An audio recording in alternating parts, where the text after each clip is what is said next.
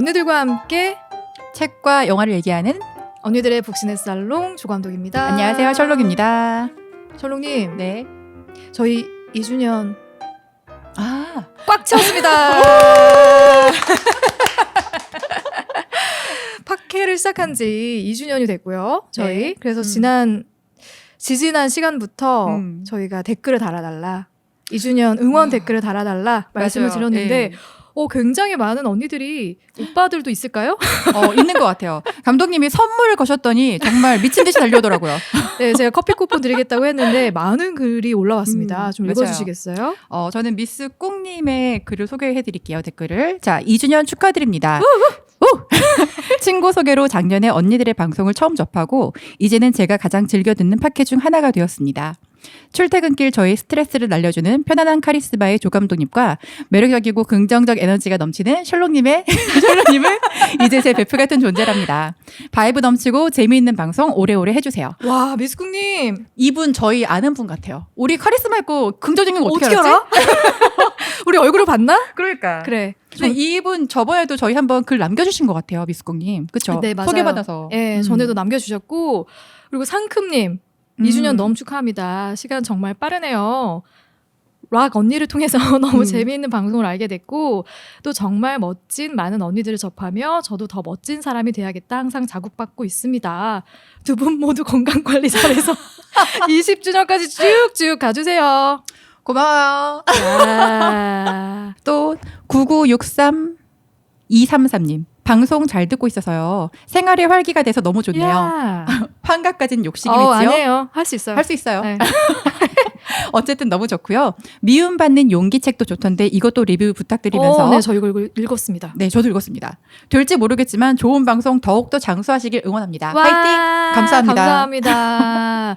예리 밍쯔님께서 동성서치를 아시다니. 저 못지않은 매니아가 여기 또 있었네요. 저도 주성치 매니아라 웬만한 영화는 다 봤다고 자부했는데 추천해주시는 영화 찾아봐야 되겠어요. 기회 되실 때 주성치 장국영 특집도 해주시면 좋을 것 같습니다. 아, 이거 제가 너무 기다리는 특집이에요. 장국영 특집? 저 그때 특집? 방언 터집니다. 기대하고 있습니다. 또 하나 소개해드릴게요. 네. 달달 보름님이 남겨주셨어요. 보름님 보고 싶네요. 너무 자, 미성년을 소개해주시다니. 제가 꽁꽁 숨겨놓고 가끔씩 펼쳐보는 영화 보는요까지 하다가 끝이야. 보름님 죄송한데 2줄 이상 좀 댓글을 남겨주셨으면 하는 바람이. 일단 선물은 커팅하죠. 네, 죄송합니다. 탈락입니다. 선물 없습니다. 보름님. 그 위에 마지막 댓글 소개해 주시겠어요? 네, 식빵맘님이 소개해드릴게요. 언니들 2주년 축하드려요. 20년도에 프라이드 그린 토마토를 시작으로 언니들을 알게 되었는데 와 진짜 오래 저희에 함께하셨네요. 네. 벌써 2주년이라니.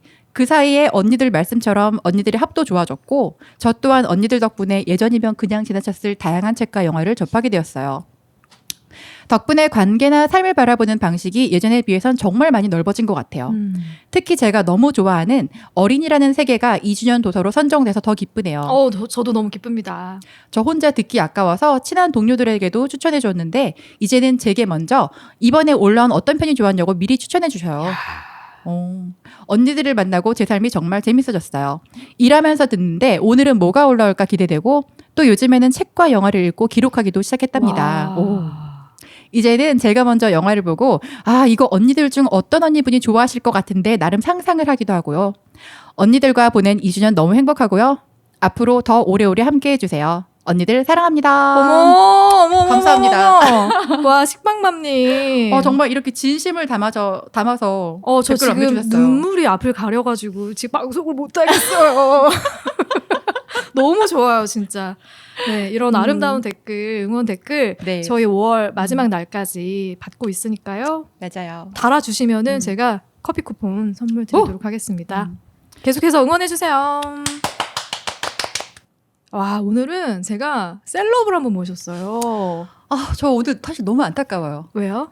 우리가 유튜버를 조금만 늦게 시작했더라도 오늘 이분을 위해서 우리가 페인트칠을 바꿨다라고 드립을 날릴 수 있었는데 너무 안타까워요 지금. 언니도 오늘 제가 입은 옷 색깔 보이십니까? 지금 뭐야 이거 뭐 카멜레온이야? 저 오늘 오늘 이날을 위해서 이거 대여해서 온 거거든요. 와, 오늘 엄청 화려하게 또 입고 오셨는데 셜록님께서 이분 때문입니다. 그리고 그 옆에 또 스페셜한 분이 함께 나와 계시기 때문에 두 분을 함께 와. 소개해드려야죠. 네. 자, 은영님, 달달보름님을 소개합니다. 반갑습니다. 반갑습니다. 자, 오늘 일단 우리 스페셜한 게스트 은영님 먼저 자기소개 좀 부탁드릴게요. 네, 이 스페셜을 3번이나 붙이시니까 제가 몹시 이제 황송하고 떨리는데요. 네, 저는 이제 초록초록한 제주에서 지금 막 올라온 나오나요? 정말 정말 막 둘이서? 올라왔죠. 네. 네, 그 노래의 주인공인 제주에서 살고 있는 지구 시민 고은영이라고 와. 합니다. 아, 반갑습니다. 지구 시민. 자, 아까 한 줄 그 저희 댓글 남겨주셔가지고 좀 서운했는데 제가 정말 보고 싶었는데 어떻게 이렇게 아니 사실은 제가 그 방송 끝까지 듣기 전에 너무 반가워서 급한 마음에 댓글 먼저 남기고 선댓글 후 청취 너무 웃기다. 왠지 그러셨을 것 같더라고요. 반가워서 아, 달달보름님은 네. 오늘이 처음이 아니죠? 네네 그쵸. 영화 인문학 강사 네. 달달보름님입니다. 반갑습니다. 저 저번에 보름님하고 녹음하는 거를 그때 제가 일 때문에 같이 참석을 못해서 진짜 안타까웠거든요. 네. 그래서 언제 또 기회를 가지나 했는데 너무 반갑고 너무 행복해요. 지금. 네. 지금 이 자리가 저는 굉장히 기대가 되고 떨리기도 하고 네. 많이 울컥해요. 왜 그럴까? 왜 그럴까? 아니 우리에게도 이런 기회가 찾아왔다니 막 이러면서 어떤 느낌인지 알겠어요? 뭔가 잡초처럼 자라고 있는데 이렇게 꽃 한 송이가 찾아와서 민들레 홀씨가 찾아와서 그쵸. 민들레 꽃밭을 만들어줄 것 같은 그런 느낌을 지금 받고 있고 저 지금 부담스러워서 그대로 날아갈 것 같은데.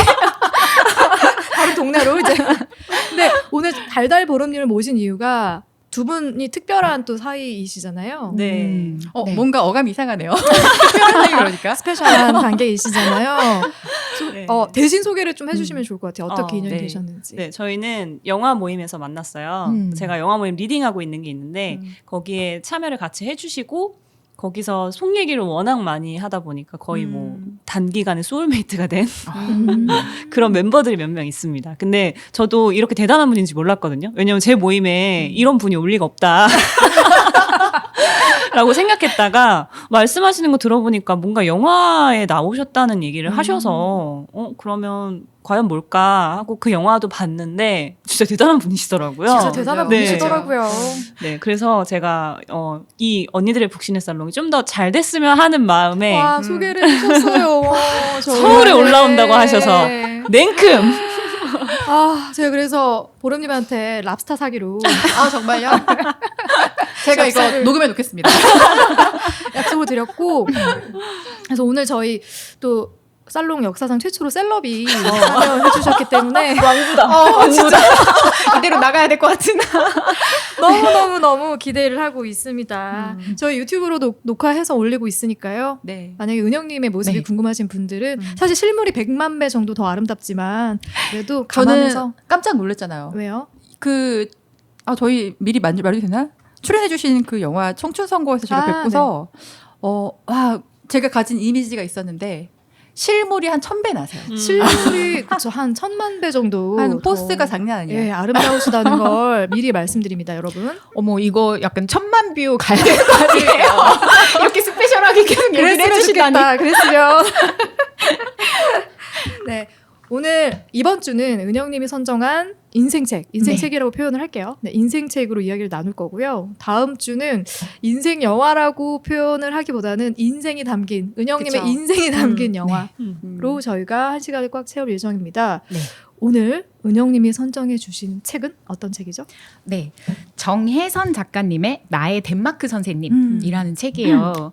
네, 이 책이 사실 이 정혜선 작가가 낸 첫 책이고요. 단독으로는 첫 책인데 저랑은 그 여기 앞에 잠깐 소개가 돼 있는데 1.5도씨 그레타 툰베리와 함께 이 책을 같이 쓰셨던 분이에요. 네네네. 네, 같이 이제 활동을 하셨던 분인데 이분이 38살에 그러니까 꽤 좀 몇 년 된 이야기인데 38살에 곧 40을 앞두고 다니고 있던 대안학교 교사 일을 정리를 하고 이제 덴마크의 시민학교 이제 덴마크 말로는 이게 그 되게 덴마크어로 어렵더라고요. 지금 맞아요. 될지 모르겠는데 폴케 호이스콜레 이런 곳에 어. 전혀 그 억양이 아닌 것 같은데 지금 약간 놀리는 기분 들어서 기분이 좀 상당히 네 이게 얼레리 꼴레리 약간 그런 느낌이죠. 지금 아무 말이나 막 쓰는 거 아니죠? 네, 그래서 인터내셔널 피플스 칼리지 음. 요렇게 영어로는 좀 많이 불리는 시민학교에 등록을 하셔서 1년을 보냈던 어떤 그 기록을 남긴 책이에요. 그래서 이 책이 사실 기숙학교이기 때문에 정말로 거기서 아주 꽉 채운 1년을 보낸 이게 이제 한 권의 책으로 좀 나왔는데 벌써 한 6년 정도 된 이야기입니다. 아, 벌써 그렇게 됐구나. 네. 그래서 제가 이게 좀 읽어보니까 좀 자기 자신에 대한 이해 그리고 또 한 축으로는 본인이 대안학교 선생님이었던 그런 부분도 있고 또 이제 사실 30 후반 그치, 그리고 그때는. 뭐 이제 중반 이후에는 선생님이라고 부를 수 있는 이런 또 다른 스승님 이런 맞아요. 분들을 새롭게 만나는 게 좀 힘들잖아요. 그쵸, 그쵸. 네, 근데 그런 기회를 좀 맞이하면서 들었던 여러 가지 생각 그리고 또 한 축으로는 좀 이제 좀 세계 시민 그리고 어떤 정말 피상적인 것이 아니라 정말 이제 난민이면 난민, 성소수자면 성소수자 이런 것들을 이 학교에서 만났던 그리고 좀 일본인 친구라든지 이런 국가적 갈등을 좀 마주한 이런 사람들과 직접 대면한 아주 생생한 이야기를 뜨겁게 담고 있는 책입니다. 너무 전달을 잘해주셔서 이렇게 클리어하게 바뀔 수 없네요. 좀 많이 준비해오신 것 같은 느낌이. 지금 막 사실 저랑 같이 세계시민 교육에 관한 영화로 보는 세계시민 교육에 관한 책을 공저로 지금 쓰고 있어요. 네, 함께 쓰고 네, 있죠. 그래서 이 책이 되게 시적절하게 왔다. 좋다. 우리에게 왔다. 네. 저희한테도 참 시적절하게 온 책 같아요. 그렇죠. 사실 저희도 이렇게 해서 오시는 게스트분들이 추천을 하시는 작품을 읽고 저희끼리 사실 짧은 감상을 공유하는데 저희가 사실 공통적으로 얘기한 게 너무 부끄럽다. 왜요? 너무 모르는 게 그러니까 많다. 너무 모르는 게 아. 많고 그동안 사실 저희도 만나면은 사회생활도 할 만큼 했고 나름 그래도 배우면서 노력하고 사는 사람들인데 되게 저희 막 콧대 이렇게 세우고 다 되게 잘난 척하거든요. 근데 되게 작아지더라고요. 그렇지. 그리고 저도 약간 이번에도 팟캐를 하고 있어 너무 다행이다라는 생각을 좀 들긴 했어요. 음. 왜냐면 사실 이게 저한테 왔다면은 저는 사실 스쳐 지나갔을 책인 것 같아요. 근데 읽고 나서 진짜 부끄러웠는데 항상 저는 배우고 있다고 생각하고 배워야 한다고 생각을 하는데 아직 우물한 개구리구나라는 생각이 굉장히 컸고 또 배움이라는 것에 대해서도 생각을 좀 많이 하게 됐던 것 같아요. 뭔가 배움의 자세라든지 또 내가 갖고 있는 배움의 자세를 좀 뒤돌아보고 또 앞으로 또 그 방향성에 대해서도 좀 생각을 많이 하게 했던 책 같아서 와 지금 내가 필요한 시기에 딱 온 것 같아요. 너무 시의적절했어요. 네. 보름님도 비슷한 감상을 갖고 계신가요? 그쵸. 저는 심지어 아이를 키우고 있는 그치. 육아맘, 워킹맘이다 보니까 덴마크에 가고 싶다. 맞아. 그런 생각 들었어요. 네. 그리고 이건 조금 다른 얘기인데 얼마 전에 어나더 라운드 네, 맞아요. 되게 재밌게 보고 영화. 방송도 들었거든요. 예. 근데 거기서도 덴마크를 얘기가 배경으로 나왔어요. 하잖아요. 네. 이 나라가 이래서 저렇게 즐길 수가 있는 맞아. 나라가 됐구나라는 게 딱딱딱 퍼즐이 맞춰지는 거예요. 그래서 너무 저는 재밌게 봤어요. 덴마크. 덴마크에 대한 호기심? 네. 호감? 이런 게 많이 생겼던 이 책을 읽고 나서 근데 왜 우리나라는 덴마크처럼 될 수 없을까에 대한 고민도 동시에 같이 들었던 네. 맞아요. 네, 그런 감상이 저는 되게 컸어요. 이 책 안에서도 실제 그 덴마크 국적의 선생님들한테 이 학교 안에서 만난 선생님들한테 우리가 한국에서 이걸 시작하려면 이 목소리를 내려면 어디서부터 시작해야 되는지 감도 안 잡힌다 이렇게 호소하는 이런 장면들도 사실 나오죠. 맞아요. 네. 심지어 그런 것도 있었어요. 다른 나라 학생들이 우리나라는 이게 좀 힘든데 어떻게 해야 되는지 선생님이 좀 정답을 알려달라고 했는데 고민해보겠다고 맞아. 안 해주셨어.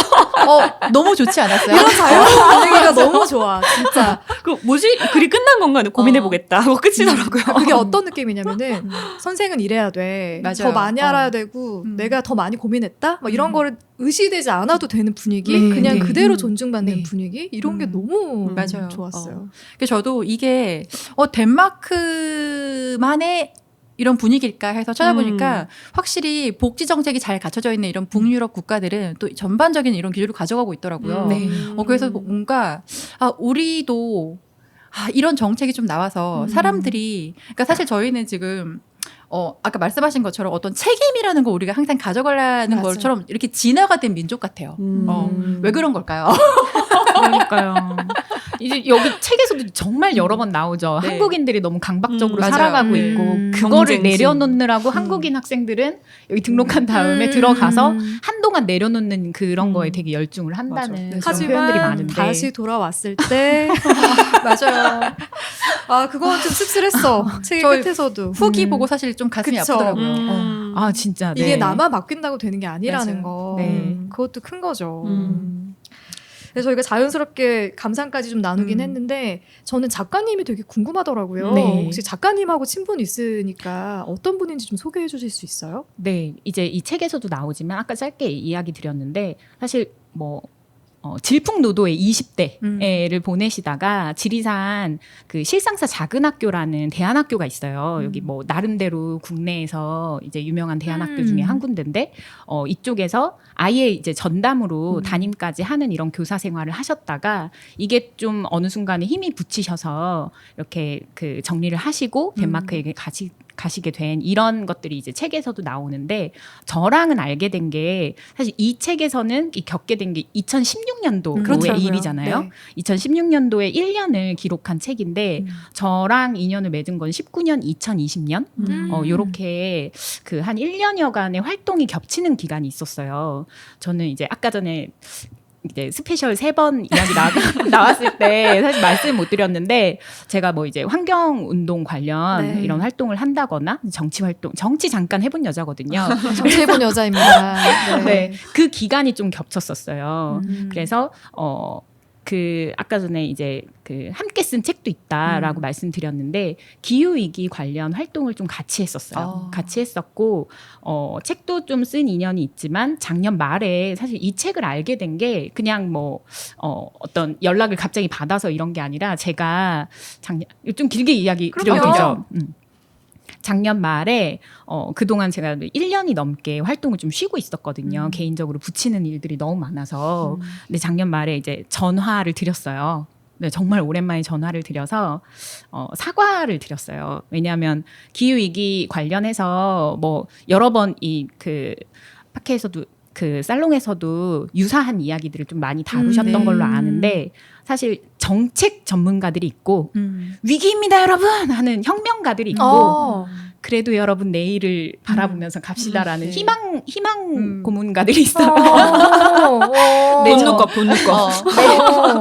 네, 그 정혜선님은 회복 탄력성이라든지 이런 부분으로, 그러니까 희망 파트셨던 거죠. 근데 저도 약간 그쪽 파트였거든요. 그래서 그 전국적으로 기후 위기 관련 강연을 한다거나 하는 스피커들이 정말 사실 지금은 조금 있는데 몇 년 전만 해도 정말 몇 명 없었는데 제가 활동을 힘들어서 드랍을 하면서 심정적으로 미안한 게 너무 많았던 거예요. 그래서 좀 회복이 된 다음에 전화를 드려서 미안하다. 나는 이렇게 제주에 와서 회복의 시간을 가지게 됐다. 미리 얘기를 드렸으면 좋았겠지만 이제라도 전화를 드린다 하고 전화를 하니까 본인도 사실은 그동안 좀 부침의 시간이 있었고 저와 이제 소원해진 그 사이에 부침의 시간이 있었고 그 사이에 책을 내게 되었다. 그리고 은영님이 지금 이렇게 기운이 나셔서 다른 생각나는 사람들한테 전화하시면서 사과하고 어떤 이야기를 소통을 시도하고 이런 것처럼 자기는 그 덴마크 시민학교에서 만났던 친구들에게 메일을 쓰고 있다. 네, 그러니까 우리 각자의 리추얼을 했던 거예요. 어떤 그 인생의 전환기를 정리하기 위한 그 준비들을 서로 좀 했던 그 시기에 다시 이렇게 통화를 하게 된 거죠. 그래서 책 나오면 꼭 볼게요 했는데 그게 이 책이었어요. 그 시기에 나온 거구나. 네, 그리고 이제 그 에필로그를 보면 그때 친구들에게 메일을 보내고 답장을 저도 기다리고 봤어요. 하는 것들이 네. 그게 그거더라고요. 딱 네. 겹쳤구나 그 시기가. 네, 맞아요. 네. 오. 그래서 올해 이게 지금 좀 따끈따끈한 책이죠. 네. 나온 지 몇 달 되지 않았는데 그 통화 이후에 바로 출간이 됐더라고요. 아니 근데 첫 책인데 민음사가 대형 출판사잖아요. 그러니까요. 너무 신기해요. 그래서 연락을 드려보려고요. 어떤 루트로 저도 대기표 좀 저도 아니 심지어 미는사 파크 유튜브에서 소개까지 해주셨더라고요. 아, 진짜요? 네. 어떻게 저희 살롱에 좀 소개도 좀 해주시면 그러니까요. 제가 수화실을 사실 여기 나온다고 말씀은 드렸었어요. 네. 말씀은 드렸고 조만간 다시 좀 연락을 드려볼 건데. 네, 만약에 이제 연락이 다 잦았다는 소식이 들리면 저희 방송이 재미가 없어서 안 하지만 나오시기로. 먼저 인사는 드릴게요. 안녕하세요 선생님. 혜선님 저희가 기다리고 있답니다. 아니 근데 앞에 제가 막 후루룩 지나가다 보니까 셀럽이라고 말은 해놓고 왜 셀럽인지 얘기도 안 하고 그러니까 지금 저는 생각하니까 사실은 제가 잠깐 어디다 끊어야 되는지 지금 고민하고 있었거든요. 그쵸? 왜 셀럽인지를 말도 안 하고 우리끼리 셀럽이야. 사람들은 왜 셀럽이라고 하지? 뭔가 스페셜한 게 나오겠다. 제 왜 초록색깔 입고 나왔지? 기다림. 아니 이거 왜 입고 나왔냐고 나. 막상 저는 그냥 흰티. 소개도 제대로 안 하고 아, 지구인이라고 소개했는데. 네요. 2018년도에 녹색당 대표로 제주도의 여성 최초 네. 도지사 후보로 출마했던 분입니다. 엄청난 분이세요. 맞아요. 제주의 정치 아이돌. 그리고 심지어 득표율이 네. 5%가 넘었죠. 5% 조금 안 됐어요. 안 됐었나요? 정당 득표율이 그러니까 고은영을 불태워서 도의회에 의원 한 명 보내자라고 아. 하는 게 사실은 저희의 내부 전략이죠. 근데 음. 그 정당 투표 그러니까 도의원을 보내기 위한 이 득표가 5% 넘으면 되거든요. 네. 저희가 4.87. 아, 4.87이었구나. 정말 너무 아깝게. 정말 너무 진짜 아깝다. 아깝네요. 그게 네, 영감 명표? 좀 쓰지 그랬어요. 그게 1만 표도 안 돼요. 1만 표? 2,000표, 3,000표 정도 2, 수준. 3,000 표. 네. 너무 아깝다. 너무 아깝게 저희가 그때 당시 지금은 사라졌습니다. 그때 당시에 바른미래당이라고 네, 맞아요. 알고 있습니다. 약간 옷빛 색깔의 네네네. 로고를 쓰셨던 네. 그 정당의 의원님이 한 분이 들어가셨죠. 아, 아이고. 그렇게 됐구나. 네. 그래서 셀럽이에요. 이제 이해하셨죠 언니들? 근데 엄청나게 그때 핫했거든요. 맞아요. 제주도에서 그 도지사가 대통령보다 더 센 거라고 하더라고요. 어우, 네. 저희는 대선 관심 없어요. 기사화도 어마어마하게 되고 네. 여기저기 많이 알려졌던 분이어가지고 제가 안 그래도 이런 분이 저희 살롱이에요? 이러면서 엄청 두근두근 기대하고 있었는데 그 소개도 안 하고 이게 도대체 은영님 뭐 하는 분이길래 이런 생각을 하실 수도 있어서 저분은 밀들레 호신가 보다. 그냥 지구인인가 보다. 네, 여러분 검색하시면요 어마어마하게 많은 자료들을 찾아보실 수 있습니다. 저희가 말하는 게 부족할 거예요. 다시 한번 알려드릴게요. 고은영님입니다. 유튜브에 심상정 씨랑 같이 찍은 네. 유튜브도 있어요. 아. 손을 잡으면서 위로를 해주시더라고요. 작년에 제가 울먹울먹하면서 네. 찾아보십시오. 저희가 아마 이와 관련한 더 많은 이야기는 다음 시간에 할 거기 때문에 맞아요. 아껴둘게요. 네. 네. 책에 대한 얘기를 하다 보니까 저희가 그럼 줄거리 소개까지도 간단하게 지금 네. 은영님이 다 해주신 것 같아가지고 이게 첫 시작이 이 작가인 정혜선 작가님이 덴마크로 훌쩍 떠나면서 이야기가 시작이 되거든요. 네. 심지어 그 떠나게 되는 계기도 나는 더 어떤 방향으로 나아가야 될까 이런 고민을 하던 시기에 덴마크로 가시는 거예요. 근데 뭐 사실 꼭 이 작가님뿐만 아니라 아마 대한민국을 살고 있는 많은 언니들이 이런 고민을 할 것 같고 이 자리에 앉아 있는 언니들도 이런 비슷한 고민을 하고 새로운 도전이나 선택을 했던 경험이 있지 않을까 싶어서 네. 그 질문을 한번 먼저 드려보고 싶었어요. 네. 이 책에서도 사실 서문에 제가 잠깐 읽어도 될까요? 네네. 이런 부분이 나와요. 서문 마지막 부분에 적지 않은 사람들이 행복이라 불리는 알 수 없는 무언가를 찾아 덴마크로 향하는 시절이었다. 그들 모두는 먼 길을 떠날 수밖에 없었던 자기만의 이야기를 품고 있었을 것이다. 나의 이야기도 그중 하나다. 이게 저는 이제 30대가 되면서 굉장히 많은 정체성의 변화가 있었거든요. 정말 한 롤러코스터 한 3-4번은 정점을 좀 찍었을 거예요. 그래요? 그럴 정도로 변곡점들이 많았는데 그런 것들을 아까 말씀하신 대로 우리 모두가 겪고 있잖아요. 네. 그럴 때 이 선택을 하셨던 분인 거죠. 덴마크로 떠나는 참 선택. 대단하기도 해요. 네, 어떤 네, 면에서는. 네, 네. 비슷한 고민을 하셔서 혹시 완전히 다른 길로 가보신 적도 있으세요? 저는 제주로 갔습니다. 저 원래 서울 토박인데 여기서 자연스럽게 그 얘기가 나오겠구나. 네. 아, 제가 아까 이제 제주에 사는 지구 시민이라고 네. 말씀을 드렸는데 원래 제주도 사는 사람 원래 제주 토박이는 아니에요. 제주 토박이는 아니고 제주도 한참 이주 열풍 불었었잖아요. 저 그 막차 타고 간 사람이에요.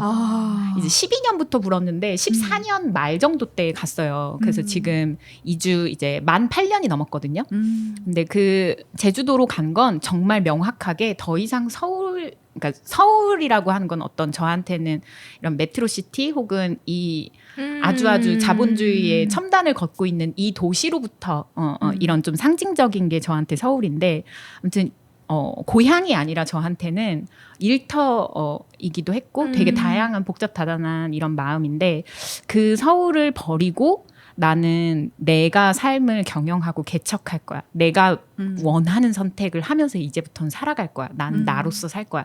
정말 명확하게 그 생각을 하면서 내려갔었어요. 네. 이루셨나요?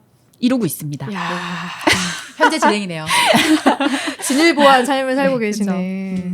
두 분은 어떠세요? 저는 고민을 되게 많이 해봤는데 제가 생각보다 되게 즉흥적인 사람이어서 항상 예상하지 못한 일을 저질러요. 그래서 주변 사람들을 당황시키는 그런 역할을 하거든요. 그래서 특별히 새로운 도전이 뭐가 있었을까를 고민해봤는데 제 인생이 항상 그랬던 것 같아요. 저는. 아, 매번 매순간 네네네네. 도전하는. 네.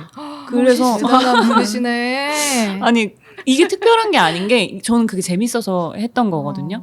그래서 예전에 뭐 가장 어릴 때 새로운 도전이라고 했었다고 하면은 저는 호주에 갔던 거?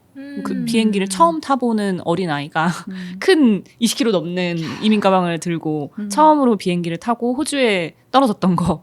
그게 아마 저한테는 가장 큰 새로운 도전이었던 것 같은데 그 뒤로는 끊임없이 그런 짓들을 해서 심지어 저는 결혼도 되게 즉흥적으로 했고 그게 가장 파격적이네요. 우리에게는 그치요. 애도 왜냐면 아까 저도 애도 뭐야, 애도 즉흥이라고요? 멋있다. 아니 둘째는 사실 고민을 조금 했었는데 아 그래도 빨리 낳자라고 해서 터울을 많이 짓지 않고 가졌죠. 네. 야, 역시. 저희 저번에 우와. 모임에서 어떻게 남편분 만나시고 결혼하게 되셨는지 잠깐 얘기를 해주셨는데 파격적이더라고요. 아, 또 이렇게 궁금하게 만들어놓고 철롱님 역시도 사실 파격적인 삶의 연속 아닌가요? 저는 남들이 들으면 사실 놀랄 만한 그런 도전들은 참 많이 하고 살았는데 사실 그냥 그 생각해보면은 저는 물론 그 도전들이 참 다 즐겁고 재밌어서 한 거긴 해요. 근데 지금 뒤돌아서 생각해보면은 결국 모든 이런 도전들은 사실 어떤 뜻을 가지고 했다라기보다는 그냥 이거 하면 좀 내가 뭔가 간지나겠는데? 라는 그런 느낌으로 해서 저는 그냥 그 순간 그걸 되게 좋아했던 사람이었던 것 같아요. 나의 취해 도전하는 그러니까, 나의 취해. 나는 내가 너무 좋다. 저랑 성향이 되게 비슷하시잖아요. 맞아. MBTI도 그래서, 같잖아요. 우리들이 세상을 약간 두 분이 만나면 아주 그냥 웃음꽃이 활짝 피더라고요. 네, 여기서 힘든 나 집에 가고 싶다. 홀씨가 되어서 ENFP이신가요? 네, 저 인프피예요. 아, 그래요? 굉장히 정말 딱 인프피예요. 아, 정말 근데 외적으로 보여지는 어떤 느낌은 네. 그러지 않은, 많이 이렇게 감추시고 계신가 봐요. 네, 늘 그래서 두 개의 얼굴로 살아요. 그래요? 네, 근데 저는- 일부러 그러는 건 아니고 이제 사회적 얼굴이 있는 것이고. 학습된. 네, 맞아요. 우리 감독님도 본인의 MBTI가 있는데 꿈꾸는 MBTI가 있으세요. 완전 찐인데 아이이고 싶어 하세요. 여기 세 분 다 이신 거예요? 네, 정말 찐이시거든요. 아니 아니라 네. 저는 ENFJ, ENFJ인데 저는 그걸 믿지 않아요. 제가 E라는 사실이 믿겨지지 않고 저는 굉장히 I에 가까운 사람이라고 생각하고 저도 그래요. 그냥 없던 얘기로 할게요. 얘기를 나누다 보니까 저희가 이 작가님이 이제 덴마크 시민학교에 들어가서 입학을 해서 학생으로 사실 선생님이 되어야 할 나이에 학생으로 수업을 받으면서 여러 경험들을 하게 되는 그 뒷이야기가 또 궁금해지지 않습니까? 네. 그래서 언니들이 이 책을 읽어 내려가면서 이 얘기는 꼭 해보고 싶어. 음. 이 사건들은 내가 같이 한번 음. 언니들이랑 나눠보고 싶어 하는 그런 챕터나 키워드나 뭐 주제가 있다면 그걸 좀 돌아가면서 같이 하나씩 좀 꺼내주시면 어떨까. 은영님 먼저. 네, 제가 이거 인생 책이라고 가져왔잖아요. 네. 근데 이제 38 살았는데 갓 나온 이 책을 인생 책이라고. 사실 이제 인생에 저 또한 어떤 하나의 국면을 좀 마무리하면서 저한테 이제 온 것 같아요. 네, 이제 이런 게 어찌됐건 좀 아까 전에 부침이 있었다 이렇게 말씀을 드렸는데 지금 뭐 거의 다 회복한 것 같아요. 거의 다 회복하고 저는 이제 인생을 살면서 전환의 기술이 되게 중요하다고 생각을 하거든요. 근데 그 전환의 기술이 딱히 없을 때는 책을 읽거나 누군가와 대화를 나누면서 좀 환기시키고 좀 영감을 얻고 이런 활동들을 좀 일부러라도 해야 된다고 생각하거든요. 그래야 챕터를 마무리하고 다음 장으로 넘어갈 수 있으니까 저한테는 지금 딱 그 상황에서 이 책이 저한테 이제 온 거거든요. 아까 전에 했던 얘기가 그 얘기였는데 이 책에서 그렇다 보니까 어떤 특별한 에피소드라기보다 이 책에서 여러 번 텃밭 이야기가 나오는데요. 텃밭 이야기. 맞아.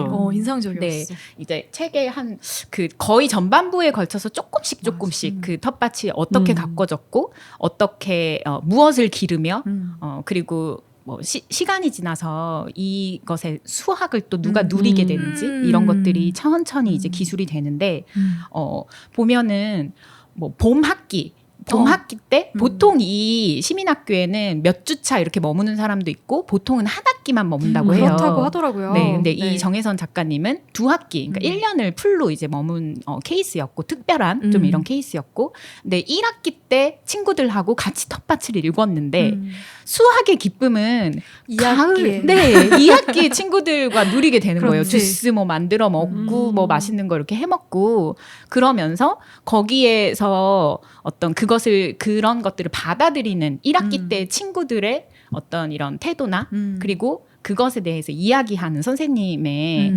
그런 조언 같은 것들이 되게 인상적이었는데 이런 얘기를 하죠. 그 텃밭을 같이 가꿨던 선생님이 우리가 심은 작물의 열매를 다음 학기에 오는 다른 사람들이 먹게 될 것이라고 인생은 그런 것이라고 말한다.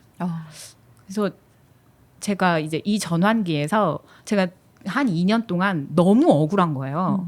열심히 살아온 전 정말 열심히 살았거든요. 그러니까 항상 열심히 사는 사람 있잖아요. 모든 에너지를 쏟아부으면서 사는. 그래서 늘 저는 급발진 상태였거든요. 맞아. 저희가 다음 주에 다루게 될 청춘 선거에서도 그런 모습이 아주 자주 나옵니다. 늘 그 텐션이었어요. 사실 인프피인데도 이 한국 사회가 그렇게 급발진 상태로 계속 만들잖아요. 맞아. 아주 이제 네. 경직된 상태로 만드는데 그렇게 살아온 내 인생을 2년 동안 엄청 부정하고 너무 억울한 거예요. 그렇게 억울할 수가 없는 거예요. 정치를 했던 것들 그리고 회사 다녔던 거, 뭐 어떤 그 저의 원가족에 대한 이야기 다 억울해. 이게 바닥을 쳤을 때에 제가 그 원초적으로 나오는 감정의 1번이 억울함이었는데 이 지금 제가 회복이 많이 되기도 했고 이 텃밭에 대한 이야기들을 보면서 아 그렇지.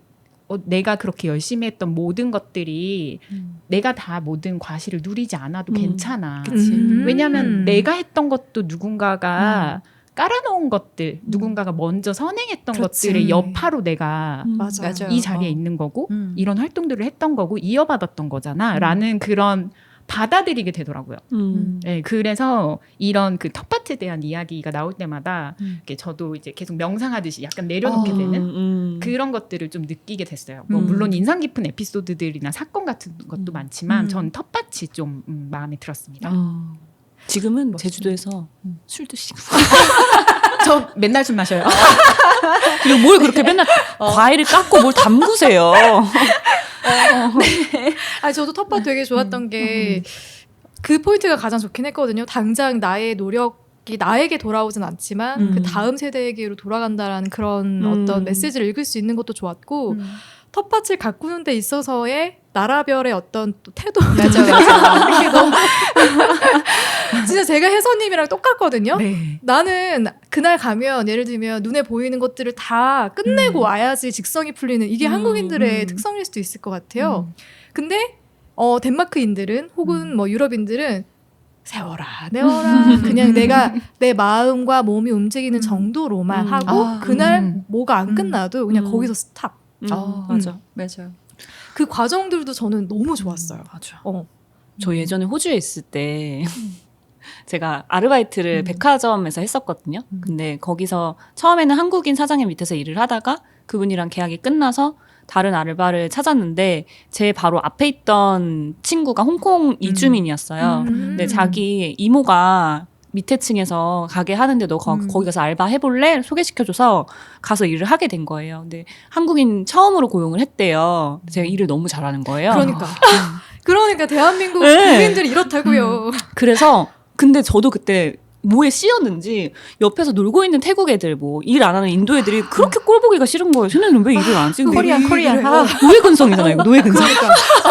아니 이 사람들 그렇게 일하던 말던 나만 잘하면 되는데 그냥 거슬리는 거야. 근데 그리고 나서 그만두고 한국에 왔어요. 근데 나중에 소문을 듣고 보니 그분들이 다 자르고 한국 사람만 고용하기 시작했다는 거예요. 근데 이게 전체적으로 봤을 때 너무 제가 근로 환경을 망쳐놓고 나온 거죠.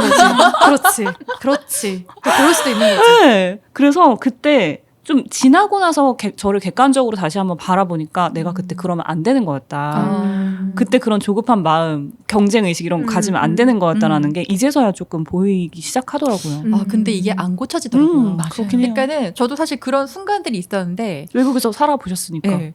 그런 순간들이 사실 굉장히 많았는데 사실 답답하잖아요. 우리는 한국인이기 때문에 빨리빨리 되게 익숙한 사람들인데 근데 나중에 나올 때쯤면 되면 항상 후회를 하긴 해요. 내가 좀 더 지금 이렇게 헤어질 거면은 좋은 사람으로 남을 수 있었는데 왜 여기서 내가 어떤 우위를 차지하겠다고 이런 욕심을 부렸을까? 그런데 안 되더라고요. 그래서 그냥 나중에는 아니야. 그냥 나는 이게 나야. 그냥 내 DNA가 이런 걸. 내가 어떡하겠어. 나오잖아요. DNA 얘기 나오잖아요. 그냥 그래서 누군가는 그래도 나 덕분에 한국인들은 정말 근면하고 일 열심히 하라고 또 생각할 수 있는 거니까 그래 그냥 생긴 대로 생긴 대로 살자. 근데 한편으로는 그런 생각도 드는 거죠.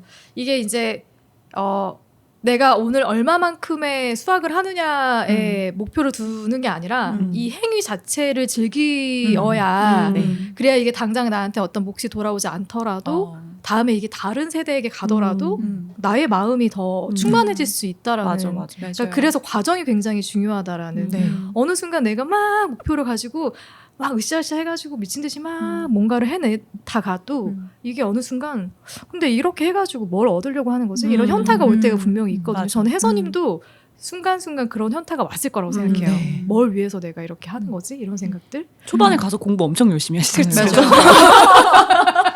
그리고 되게 한심해 하신다고요. 다른 국적에 그리고 또 사람들 지하에서 보면서. 노는데 안 내려가시더라고요. 술 마시는 젊은 것들. 그러면서 혜선님 사실 잘 못 노시더라고요. 그것도 사실 혜선님 우리 대한민국 국민들이 좀 풀어야 될 또 부분이기도 한 것 같아요. 좀 풀어줘야 되는데 너무 경직되어 있는 느낌도 있는 것 같아서 그런 에피소드 저도 참 재밌게 잘 읽었던 것 같아요. 네. 혹시 보름님은 어떤 이야기들이 좀 와닿았었어요? 저는 이야기보다는 여기 이게 어느 챕터인지는 모르겠는데 95페이지에 서로가 서로를 책임진다. 진짜요? 네. 아 통했네. 역시. 여기서 저도 아이들을 강의를 가끔 나가니까 청소년 아이들 그래서 피드백을 가끔 설문 같은 걸 돌리고 받는 편인데 이런 질문은 생각해 본 적이 없거든요. 맞아요. 당신의 기대는 공정한 거였을까요? 그 기대를 충족시키기 위해 스스로 무언가 해보았나요? 아이들한테 이런 질문을 던지는 곳이 과연 있을까? 그래서 이게 너무 저한테 신선하게 다가왔어요. 저도요. 저도 이거 보고서 와 덴마크 스웨그 진짜 장난 아니다. 정말 아니 왜냐면 앞에 이제 이 내용이 서로가 서로를 책임진다라는 챕터에서 봄 학기 12주를 머물다가 떠나는 학생들을 대상으로 설문조사를 하는 거예요. 학교에서. 그 질문지가 첫날 긴장이 됐나? 뭘 기대하고 왔었냐? 스스로에 대한 기대가 무엇이었나? 또 동료 학생들에 대한 기대, 선생님들에 대한 기대, 학교 직원들에 대한 기대는 무엇입니까? 라고 우리가 알고 있는 일반적인 질문지가 나오다가 맨 마지막에 생각해 봅시다. 근데 당신의 기대는 공정한 거였을까요? 그 기대를 충족시키기 위해서 스스로 뭔가를 해봤나요? 라는 질문이 추가가 돼 있어요. 오늘 저도 보면서 뭔가 우리가 학교를 들어갔을 때 저희의 경우는 사실 뭐 학교나 교사에 대해서 기대치라는 걸 사실 항상 갖고 있기 때문에 실망을 하고 평가를 하고 맞아. 항상 비판을 하게 되는데 이렇게 역으로 내 스스로가 나에 대한 기대를 또 돌아다보면서 나의 이런 기대치가 공정한 건가라는 생각을 한 번도 해본 적이 없었던 맞아요. 거예요. 그래서 저는 이거 정말 신선한 충격이었어요, 저한테. 이 질문 자체가. 저도 앞으로 누군가한테 뭔가 요구할 때 이런 질문을 저 스스로 던져볼 것 같아요. 맞아요. 너무 거변인가요? 아니요, 너무 좋은 것 같아요. 맞아요. 네.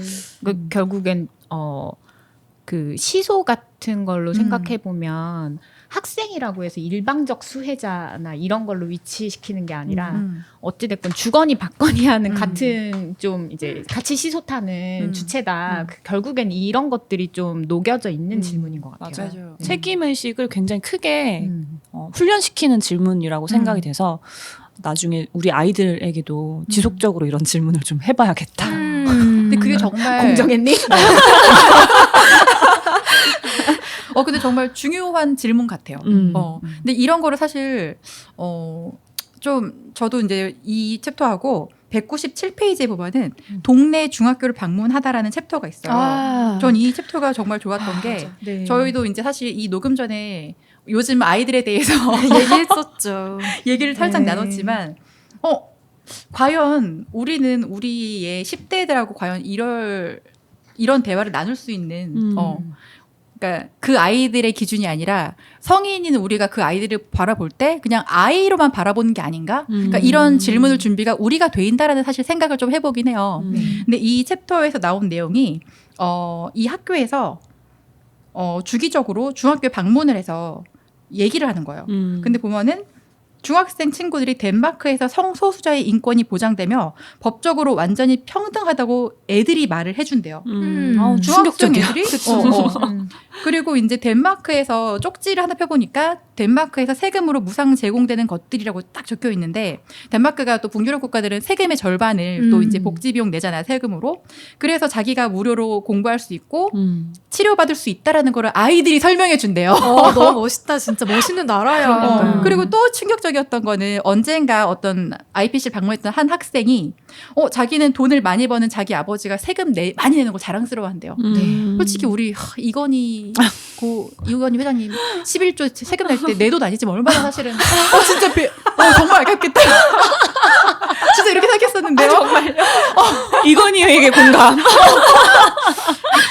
독특한 분이시죠. 이걸 보고서 자, 어려운 환경에 있는 친구들도 자기랑 똑같이 교육을 받을 수 있으니 자기는 이 덴마크가 너무 자랑스럽다라고 이런 세율과 복지에 대한 얘기를 애들이 가지고 있다라는 것 자체 전 충격이었는데 사실 이런 교육이라는 게 우리가 학교에서 지식의 전달도 굉장히 중요하지만 자기가 알게 모르게 누리고 있는 특혜에 대한 어떤 자부심을 고취시켜주는 교육도 중요하고 맞아요. 또 이제 뭐 내가 누리지 못하고 있는 뭐 지금 다른 서민층들이라는 표현이 맞을까요?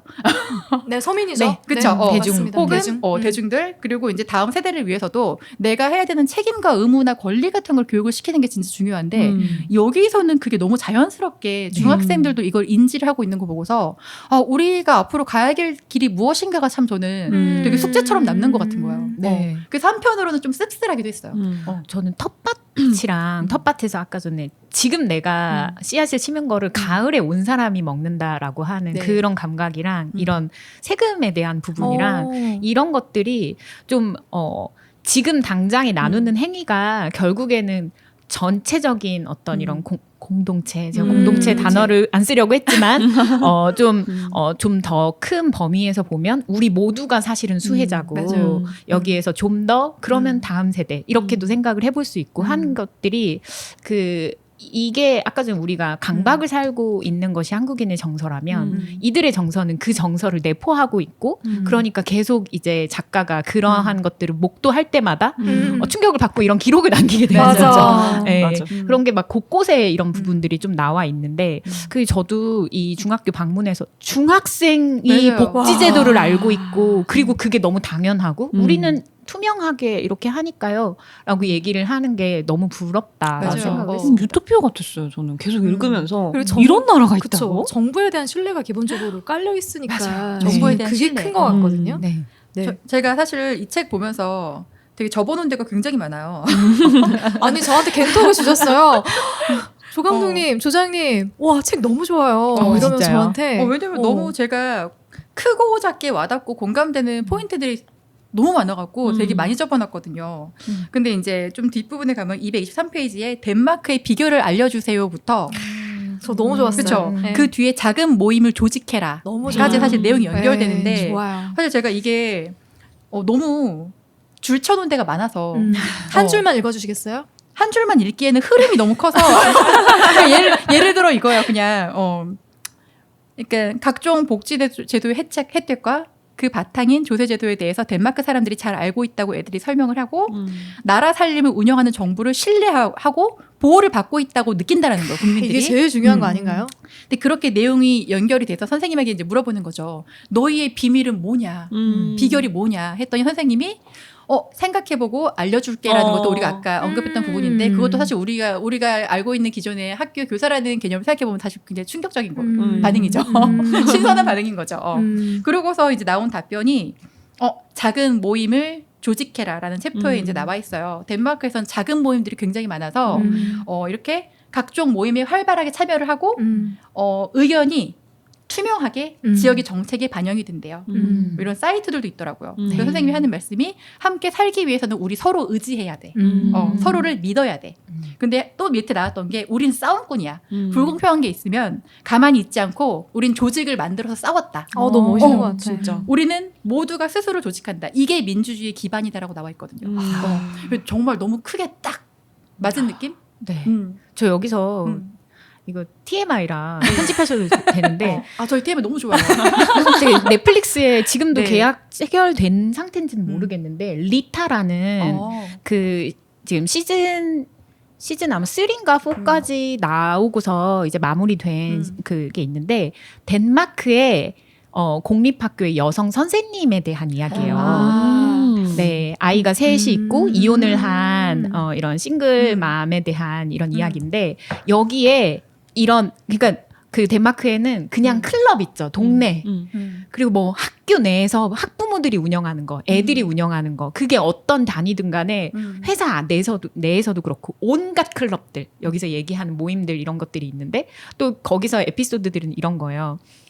우리 뭐 2주 후에 다 같이 각자 도시락을 싸와서 여러 가지 뭐 이렇게 해가지고 피크닉을 가자. 예컨대 뭐 이런 에피소드가 나오면 바로 다음 날에 학부모들이 그러면 어떤 도시락을 쌀지 위원회가 구성이 돼요. 그래서 와 되게 매력적이다. 근데 이제 또 여긴 난민을 적극 수용하는 그 국가 중에 합의를 하나잖아요. 하는 거예요, 그러면? 네, 합의를 해요. 그러면 선생님은 진짜 이렇게 코피 빡 터트리는 그런 얼굴로 여기서 이렇게 있고 그러면 여기 이제 그 이슬람 쪽에서 오셔. 그래서 우리는 할랄 푸드를. 그래서 와. 어디 이제 채식주의자 팀들이 우르르 와. 우리의 아이들한테 고기를 먹일 수 없다. 이렇게 해가지고 그 위원회 구성 2주밖에 안 남았는데 대박이다. 식재료를 근데. 사야 되는데 그런 걸로 계속 토론을 하는 거예요. 그러니까 싸우는 거예요, 각자. 각자의 가치관으로 치열하게 싸우는 거예요. 근데 그게 그 드라마에 되게 종종 그러니까 왜냐하면 그게 덴마크의 문화여서요. 온갖 위원회들을 그거 보면 이걸로 모임을 해? 막 이런 건 되게 많이 나오거든요. 신기하다. 근데 멋있네요. 진짜 멋있어요. 그리고 결국엔 수용을 하는 방향으로 나가는 거잖아요. 네. 다양한 목소리를. 어떻게든 결정을 짓고. 그치. 네. 그게 너무 좋은 것 같아요. 타협안을 찾겠죠, 사실은. 다 충족시킬 수 없으니까. 네, 네. 그러니까 이게 결국에는 제가 느껴지는 거는 덴마크 시민들의 가장 큰 매력은 공감 능력? 네. 맞아. 공감 능력이 굉장히 뛰어나다라는 생각을 책을 읽는 내내 하게 되는데 안데르센 얘기가 계속 맞아, 나와요. 맞아. 왜 이렇게 행복한 나라에서 안데르센은 이렇게 사람들이 여러 슬픔을 느낄 수밖에 없는 동화를 써내려 갔는가에 대한 맞아. 이야기도 나오고 음. 그러면서 여기에 타이페이, 코펜하겐 두 도시의 대화라는 연극이 올라오는데 네. 거기서 이제 두 남자가 서로 대화하는 그런 장면인데 자꾸 이제 타이페이의 남자가 대만 남자가 덴마크 남자에게 물어보는 거죠. 덴마크 사람들도 인생이 힘들까? 저들도 슬플 때면 울까? 뭐 이런 질문을 이렇게 하고 혼자 독백하는 그런 장면들이 맞아. 나오는데 그런 질문에 대해서 덴마크 남자가 끝까지 대답해주지 않는 그런 장면이 대답 안 해주는 게 특징이에요. 아 그래요? 아까 선생님도 그랬잖아요. 다음에 얘기해줄게. 근데 작가는 그게 너무 좋았다고 이제 표현을 하는데 그게 이제 그런 거죠. 결국에는 사람들이 굉장히 힘들고 아프고 어려운 상황들에 대해서 이들은 너무 공감을 하기 맞아요. 때문에 그래서 그런 공감이 오히려 덴마크 사람들도 슬픔을 같이 느끼고 어려움을 같이 느끼고 같이 이겨낼 수 있는 어떤 동기나 자극 같은 거를 주고 싶어 하는 마음들이 생겨나는 그런 과정에 대해서 얘기해 주는데 저는 결국에는 대한민국이 덴마크처럼 되려면 국민들이 공감 능력을 아주 많이 키워야 된다. 저는 사실은 그 같은 맥락이긴 한데 네. 공감 능력을 키우려고 하면은 국민들이 사실은 나라를 그러니까 정부를 사랑해야 되는 것 같아요. 그러니까 신뢰를 해야 되는 것 같아요. 네. 여기에 덴마크에서 그게 가능한 이유는 국민들이 정부를 믿고 따르기 때문에 이것도 가능한 것 같아요. 난민을 수용할 수 있는 것도 열린 마음을 수용할 수 있는 것도 우리가 이거를 받아들여서 우리는 잘 대처해 나갈 것이라는 믿음이 있기 때문에 이것도 가능한 것 같고 그게 공감의 바탕이 아닐까 깔려야 되는 게 아닐까. 우리는 그걸 위해 뭘 해야 될까? 작은 조직들을 정말 많은 숙제가 남는 책입니다. 그 아까 조 감독님이 말씀해주신 거 저도 똑같이 표시를 해놨는데 네. 여기 210페이지 있네요. 그건 우리의 정서에 깊이 뿌리내린 거야. 우리는 동정심이 많아. 안데르센 동화에 나오는 성냥팔이 소녀처럼 가난하고 힘없는 사람들을 기억하려 해. 맞아. 저 명언 여기서 아닌가요? 울컥했습니다. 제가 가장 좋았던 대목이기도 하거든요. 네. 그게 실제 이 아까 너무 놀리듯이 얘기했는데 폴케 호이스콜레 여기에 이게 지금 뭐 이 개념이 생겨난 지 거의 100여 년이 된 상황이라서 이미 좀 다른 세계적으로 좀 다른 국가에 좀 이렇게 저렇게 뿌리를 내려가고 있는 이런 상황인데 그 덴마크 사람들이 덴마크 안에서만 이러는 것이 아니라 또 다른 국가에서 지금의 그러니까 광의의 범주로 보면 지구 시민들이니까요. 또 계속해서 아주 많은 갈등이나 이런 것들은 계속 발생을 하니까 그런 것들을 위해서 좀 사람들이 그 갈등을 마주보게 하는 힘 이런 것들을 이 학교 안에서 기를 수 있게 해주는 것 같아요. 좀 더 그것을 그렇게 좀 사실 여기서도 제가 아까 맨 처음에 책 소개할 때 이야기를 드렸는데 좀 국가 간 갈등 사실은 일본인 학생들과의 위안부 맞아. 관련된 그 어렵고 지난했던 이런 토론들 게다가 두 학기를 걸쳐서 맞아요. 네 그런 것들을 어떻게 대화를 나누고 소통을 했고 정보를 실제적으로 교환했고 또 그때 누가 편을 들어주고 이렇게 했는지 이런 것들이 아주 자세히 나와 있는데 이런 게 아직 전 세계적으로 너무 많잖아요. 맞아요. 내전이 있는 국가들도 있고 우리나라는 사실 너무 대표적인 갈등 국가죠. 이런 것들을 결국에 힘이 없으면 마주하지도 못하잖아요. 그 회복하기 전에는 갈등이나 어떤 이런 것들을 회피하고 싶으니까. 근데 그 개인의 역량, 사회의 역량을 이런 학교들을 통해서 좀 계속 키워나가는 이런 맞아요. 것들을 되게 핵심적으로 하고 있는 국가다. 그리고 그게 하나의 국가가 아니라 계속해서 이걸 좀 전파하려고 하는 비전도 가지고 있어서 너무 좋다는 생각이 들었고 저는 이거를 계속 막 뭔가 이렇게 읽다 보면 아까 보름쌤 보름님 달달보름님 얘기하셨던 것처럼 초반에는 덴마크에 너무 가고 싶은 거예요. 그쵸? 네, 그래서 아니 내가 지금 당장이라도 부들부들 나이도 비슷하고 내가 40을 덴마크에서 맞겠어 막 이랬거든요. 제주도로 왔는데 한 번 떠났는데 두 번이 뭐 어렵나 하면서 그랬는데 근데 생각 뒷부분에 가면서도 계속 이렇게 생각을 해보니까 그냥 내 자리에서 직면하는 맞아. 것이 그것에 힘을 나는 좀 기르고 있어야겠다. 그동안 정치하시려면 큰 뜻 듣고 계셨는데 또. 이게 겨우겨우 털었는데. 네. 할 거면 같이 해요. 네, 그래서 그런 그 갈등을 직면하는 힘을 만들어주는 그런 학교인 것 같아가지고 그런 가치관들이 너무 좋았어요. 맞아요. 선생님도 그러시잖아요. 네 자리로 돌아가라. 맞아. 그 말 너무 좋더라고요. 맞아요. 그쵸. 근데 저는 이런 질문도 한번 드려보고 싶어요. 제가 올해 대선을 치르면서 참 많은 생각을 하게 됐는데 이 책이 쓰여졌던 시기도 보니까 트럼프가 대선에서 이제 당선이 되고 네. 그리고 유럽 연합에서 영국이 탈퇴하기로 하고 뭐 한 되게 복잡한 그런 시대였어요. 네. 그래서 이제 학생들이 모여서 다들 걱정을 하니까 여기 책에서 등장하는 선생님이 걱정하지 마. 아주 매력적인 시대야라고 얘기를 했다는 거예요. 근데 그걸 제가 읽어 내려가면서도 이거 꼭 대한민국 얘기 같기도 하다라는 생각이 들어서 어떠세요? 지금 대한민국 아주 매력적인 시대라고 생각하십니까? 답변 잘 들었습니다.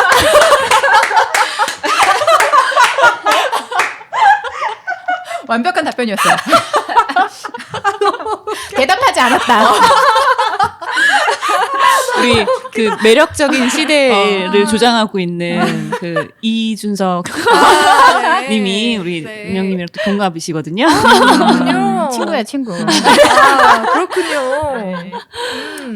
이게 저는 그렇게 생각해요. 이게 좋게 얘기해서 매력적이라고 말하는 거지. 이게 위기를 기회로 약간 이런 느낌인 것 같거든요.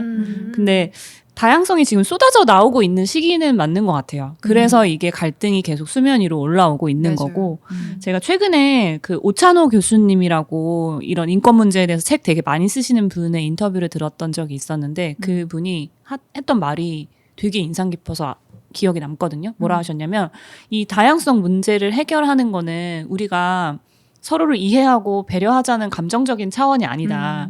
결국엔 이게 쏟아져 나오면은 이거를 해결하기 위한 비용이 발생한다. 그럼 우리는 세계 시민 의식이라는 것을 가져야 하는 이유가 결국엔 합리적으로 비용을 낮추기 위해서 이게 필요한 게 아니냐. 그러니까 이 교육을 지금 더 많이 해야 되고 서로 더 존중하자는 것을 그런 차원으로 접근을 해야 된다라고 얘기를 하시더라고요. 무릎을 탁 쳤죠. 정말 이거야. 그렇죠. 누군가를 설득하려고 할 때 그런 다양성에 대해서 얘기를 할 때 더 이상 감정적으로 얘기하는 거는 우리나라에서 먹히지 않는다. 맞아요. 네. 비용적으로. 비용적으로 얘기해야 돈 된다. 좋아하는 논리 나라니까. 정연하게 얘기해야 된다. 이런 생각.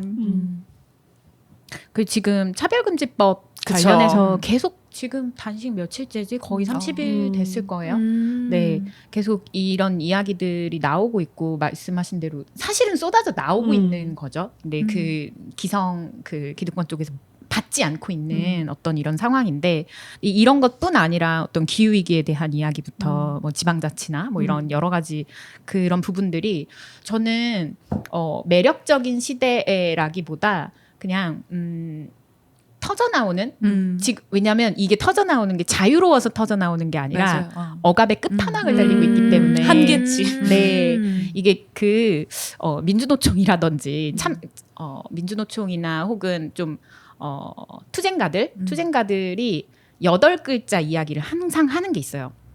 탄압이면 항쟁이다. 근데 그 사람도 다 마찬가지 아니에요? 너무 사람을 한 명을 너무 억압하면 확 이렇게 터져버리죠. 터지잖아요. 네. 근데 집단도 그렇고 나라도 그렇고 다 그렇죠. 사실은 그런 걸로 옛날에 뭐 막 그 뭐 68 혁명 막 이런 그런 것부터 뭐 이제 우리나라에서는 87 뭐 이런 것들이 이제 일어나는 어떤 그 좀 뭔가 심리적인 이런 계기인데 그 8글자가 곧 도래할 것 같고 곧 다시 써먹을 때가 있지 않을까 그런 생각도 좀 들어요. 네. 매력적인 건 맞죠. 솔직히 말해서. 매력적이죠? 어떤 맥락에서 누가 매력적이죠? 하늘 쳐다보셨는데 매력적인데 그런 거 있잖아요. 남자도 매력적인 남자가 제일 위험한 사람이에요. 네. 이 논리는 뭔지 한번 끝까지 들어보겠습니다. 위험하죠. 위험한 네. 건데 그게 뭐냐면 사실 저희가 지금 시대를 보면은 물론 아주 거대한 권력에 아직까지도 움직이는 건 맞지만 용기 있는 소수들이 뭉쳐서 세상을 바꿔보자 이런 걸 좀 자유롭게 말할 수 있는 시대가 됐고 그리고 우리 같은 개미들이 모여서 주가를 또 움직일 수 있는 그런 삼성 어떡해 그런 시대도 왔지만 사실은 이런 작은 힘들이 또 누군가를 잘못 쓰여지만 누군가를 골로 보낼 수도 있는 그런 세상이니까 사실 매력적이면서도 무서운 세상인 건 맞는 것 같아요. 근데 너무 아까 말씀하신 것처럼 다양성이 이제 너무 인정이 되고 막 너무 한꺼번에 쏟아나오는 그런 시대가 되다 보니까 이제 너무 많은 색이 섞일 건데 그러려고 그러면은 저는 내 색깔도 잘 유지하고 내 신념을 잘 가져가는 게 되게 중요한 것 같아요. 저는 사실 제일 위험한 게 휩쓸리는 것 같아요. 뭔가 하나에. 그러니까 내 색깔을 잃어버리는 거. 근데 그게 정말 어리석기도 하지만 되게 무섭지만 앞으로 정말 더 많이 일어날 수 있는 일이라고 생각을 하고 그래서 결론은 배워야 된다. 배우고 깨달음이 있어야 된다라는 생각을 좀 더 많이 해요. 광기랑 열정은 한 끗 차이거든요. 정말요. 네. 네. 저희 다음 시간에도 얘기하겠지만 곧 지방선거이기 때문에 여러분 많이 공부하셔야 됩니다. 맞아요. 배워야 돼요. 네, 근데 이런 저희가 방금 얘기 나눴던 것들 말고도 일본인 친구들과 위안부 할머니들 위안부 맞아요. 문제에 대해서 이야기 나누는 장면들도 여기에 들어가 있는데 진짜 정말 마음이 많이 저는 울컥했어요. 네. 읽어 내려가면서도 정말 몰랐던 사람들에게 진실을 알려주고 그 진실을 알게 된 사람들이 마음이 어떻게 움직이는지도 책에 정말 잘 세세하게 묘사가 돼 있기 때문에 그리고 그런 거 있잖아요. 뭔가 우리는 이렇게 행동하는 방식이 그냥 우리의 모습이기 때문에 그냥 우리는 우리의 시선으로만 서로를 보다가 제3자의 시선으로 우리를 바라보는 뭔가를 봤을 때 뭔가 깨달음이 오는데 사실 이게 알고 있는 내용이지만 또 보면은 또 새로운 가르침이 있거든요. 맞아요. 그래서 감독님과 저희 책을 사무실에 둘 테니까 언니들 한 번씩 돌려보세요. 그래서 저는 이 책을 지방선거를 앞두고 다양한 어떤 다양성에 대해서 한 번 더 내가 무지했더라면 좀 더 알아보고 싶다, 공부해보고 싶다, 배우고 싶다라고 생각이 드는 생각을 들게 해주는 책이니까요. 네. 그런 쪽에서 좀 내가 잘 모르는 것 같다라고 생각하시는 언니들이 읽어봤으면 좋겠습니다. 저는 그냥 다 읽으세요. 그러니까 내가 아는 게 전부가 아니더라고요. 그래서 저는 사실 좀 반성합니다. 뭔가 반성도 그렇고, 그러니까 이 책이 저는 요 한 1, 2년 사이에 발전 욕구가 없었거든요. 왜냐하면 회복을 해야 되니까 더 나아진다를 개런티하고 싶지 않았어요. 스스로에게. 38년 동안 그동안 막 이렇게 몰아쳐 그 스스로 이렇게 엄청 갈군다. 푸시해가지고 지금 눈치 봤어. 예, 이렇게 스스로 그 사회도 그렇고 가족들도 그렇고 나도 그렇고 이렇게 나를 푸시해 왔는데 쉬고 있을 때도 푸시하고 싶지 않아서 그냥 막 이렇게 했었는데 이 책을 읽으면서 어떤 뭐 누군가 가르치고 싶어 덴마크로 가고 싶어 어떤 이런 표면적인 이런 욕구가 아니라 저 밑에 내가 인격적으로 더 발전하고 싶어. 더 나은 사람이 되고 싶어라고 다시 한번 생각을 하게 되더라고요. 그 욕구가 좀 생겼어요. 네, 생기게 해줬는데 그런 어떤 마음이 들게 하는 책이니까 한번 다들 읽어보셨으면 합니다. 저는 교육을 어쨌든 하고 대학원에서도 평생교육을 전공을 하고 있는데 이 책에서 제시하는 방향이 제가 앞으로 가져야 할 교육 철학이랑 굉장히 맞닿는 부분이 많다라는 생각이 들었거든요. 최근에 저도 이제 경력을 어떻게 발전시켜야 되는지 되게 격렬하게 고민을 하고 있는 시기예요. 아이들이 이제 초등학교에 입학을 하면 일할 시간이 많이 줄어들기 때문에 어떻게 하면 좋을지 고민을 해봤는데 결국에는 제가 교육자로서 하고 싶은 역할이 이 거트루트 선생님이 하고 있는 역할이랑 상당히 닮은 것 같더라고요. 그래서 이렇게 하기에는 우리나라에서는 좀 많이 힘들겠지만 앞으로 좀 이렇게 될 수 있는 그런 교육자가 되어야겠다라는 정말 큰 다짐을 했습니다. 특히나 인생의 변곡점에 도달했다라는 느낌을 받으신 언니들이면은 정말 꼭 읽어보시면 좋을 것 같아요. 네. 저희가 인생책으로 우리 은영님의 셀럽인 고은영님의 인생책으로 오늘 시간을 꽉 채웠는데 듣고 계시나요, 정혜선 작가님? 저희가 엄청나게 지금 좋았다는 얘기를 계속해서 수도 없이 하고 있고요. 다음 주에는 어떤 영화가 기다리고 있을까요? 무려 제가 주연인. 네. 사실 다큐멘터리예요. 뭐 상업 영화가 아니어서 극장에서도 좀 짧게 걸렸었고 이거 독립 영화다 보니까 근데 이제 뭐 웬만한 그 OTT에서 많이 이제 유튜브에도 올라가 있고요. 많이 이제 보실 수 있는 이런 다큐멘터리인데 아까 전에 이제 제 소개를 해주실 때 네. 2018년도 선거를 말씀해 주셨죠. 네. 2018년도 제주에서 제주 녹색당이 도지사 후보 1명, 비례대표 후보 2명, 도의원 후보 이렇게 해서 이 선거를 치러내는 과정을 정말 민낯을 기록한 선거 다큐멘터리고요. 아주 생생하게. 네, 그래서 그 좀 정치에 관심이 없으셔도 사실은 조직에 대한 이야기이기도 하고 맞아요. 인간 성장사에 대한 이야기이기도 하고 맞습니다. 여성에 대한 이야기이기도 해요. 맞아요. 그리고 또 모든 소수자에 대한 수항하시는데요? 오늘 리액션 추워합니다. 네, 스페셜 3번 한 영화니까. 네. 네, 다음 주에는 청춘 선거 이야기로 좀 찾아뵙도록 하겠습니다. 네. 이거 유튜브에도 있다고 하셨는데 네. 네이버에서도 네, 다운로드 맞아요. 받으실 수 있고요. 웨이브에도 올라와 있으니까 언니들 다음 주에 저희 방송 듣기 전에 영화 한 번씩 꼭 보고 오셨으면 좋겠습니다. 이 방송 청춘선거 방송이 선거 바로 총선 전주. 전. 네. 네. 오 적절하네요. 네, 너무 적절하네요. 네. 어떻게 이렇게 쌀로이 민들레 홀씨. 네, 좋습니다. 그럼 저희는 다음 주에 은영님, 보름님, 셜록님과 함께 다시 한번 인사드리도록 할게요. 다음 주에 만나요. 안녕히 계세요. 안녕.